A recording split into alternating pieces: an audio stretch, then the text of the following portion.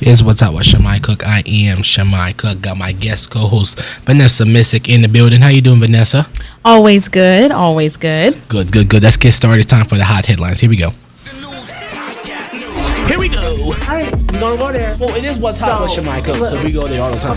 These are the stories heating up in the news. Someone is not doing their job correctly because this is blasphemous. I'm sorry. This is Hot Headlines. Here. Allegedly. Okay. On What's Hot.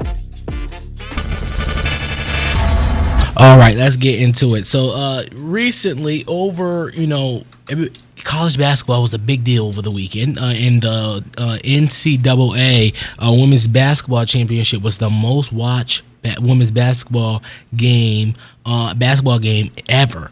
Everyone and their mother was tuned in over the weekend to watch South Carolina defeat Iowa and take home the NCAA Women's Championship. According to Deadline, that on the Sunday's game was a record-breaking national audience. In an average about 18.7 million viewers across ABC and ESPN, which marks a 89% increase in viewership year over year.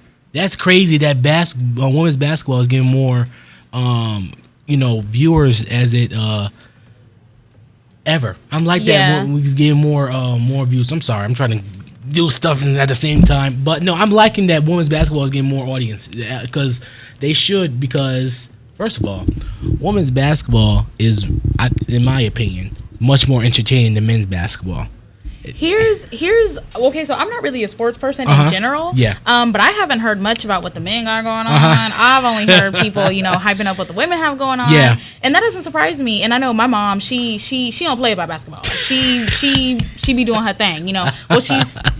How old am I? That's not important. But yeah, my mama, she be balling. She be balling? Yeah, she be balling. So she was telling me, like, when it comes to women's basketball, they stick more to the game. And it's not so much as like ego driven. Like it's just we're here to play the game, get it done and get it over with. Yeah. And that's what people want to see. Like, we want to see you come like you know what you're doing. Exactly. So I think that's what people have been entertained by for the most part as this has been progressing and people have been drawn into it. I'm liking that it's giving more audiences because for so long women's sports in general doesn't get as much publicity or attention as it does for men's basketball or men's sports. Right. So I'm glad that and I think that through Angel Reese from LSU and Dawn Staley, and congratulations to the Lady Cox for winning in South Carolina, because women's basketball,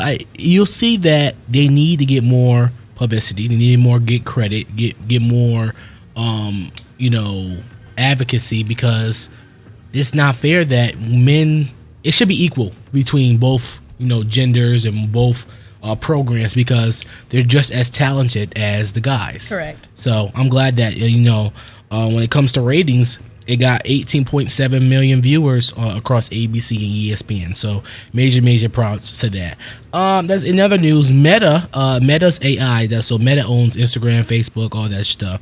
Meta's AI imaging generator reportedly struggles to create interracial couples and friend groups. CNN reports that after making several interracial prompts for the AI generator to follow, it only created same races relationships. I think Dr. Umar will like this. That really doesn't surprise me. Yeah. Like, the technology that people have to program and code to make this is man-made. So, that doesn't surprise me at all. Yeah. Especially because, you'll notice the things that are censored, like the faucets and things like that. Like, you struggle, at least with my skin, I struggle to get the water to come on.